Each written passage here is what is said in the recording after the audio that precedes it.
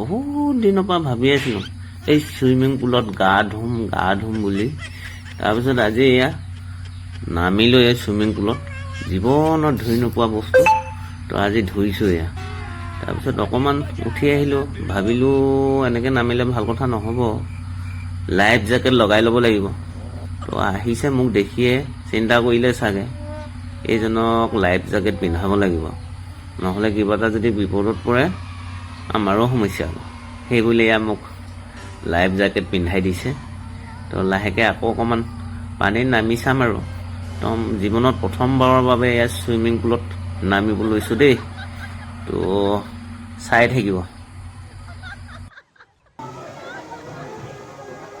আমাৰ নিৰঞ্জন বুঢ়াগোহাঁয়ে পাতিছে পূৰা। কোন বুঢ়াগোহাঁই, পিয়ানো বুঢ়াগোহাঁই,